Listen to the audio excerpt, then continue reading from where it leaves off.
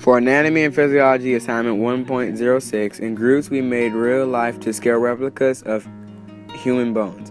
In our group project, we choose to make the ulna and radius, two bones that make up your forearm. Specifically, the ulna and radius reside as bones under the humerus bone or the upper arm, but also above the wrist and hand.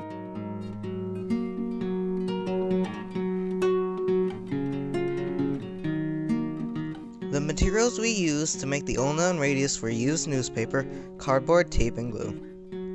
We used newspaper for the outside layer of the bones because of its flexibility and smooth texture compared to the cardboard.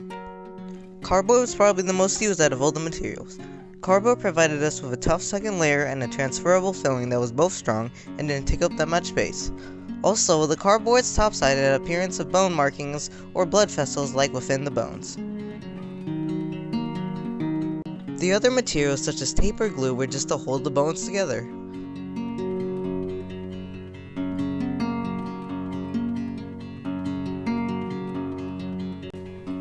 For our first test, we proved whether our bone can withstand a textbook or even multiple of them, like we did in our case using 3. We did this with both of our bones. First try.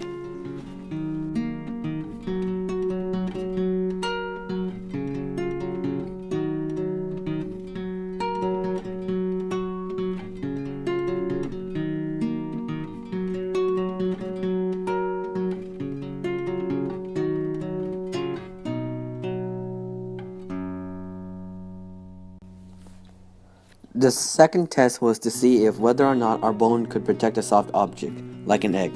To show the protective ability of our bone, we first inserted the egg in the bone, along with our bone filling. And after that, the textbooks were set atop of the bone with the egg inside.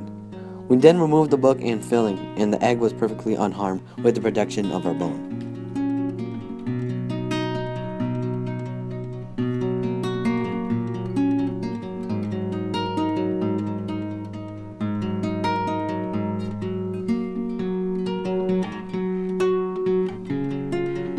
The components of real bone tissue we include in our model is the outside of the bone, the dual-layered periosteum, and the layer of bone primarily made of calcium foci.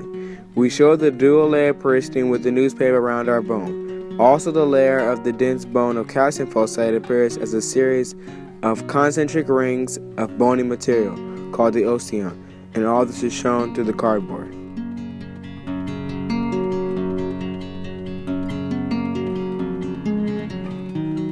The components of real bone tissue we had trouble showing in our bone model were specifically the most centered components of the bone, like the marrow, and also the osteocyte, osteoblast, and osteoclast.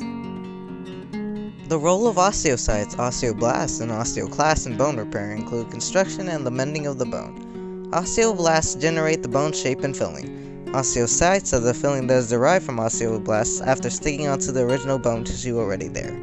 Osteoclasts then move along on the top of the repairing structure to make sure the shape and density of the bone is just right, then recycles the extra bone cells into blood.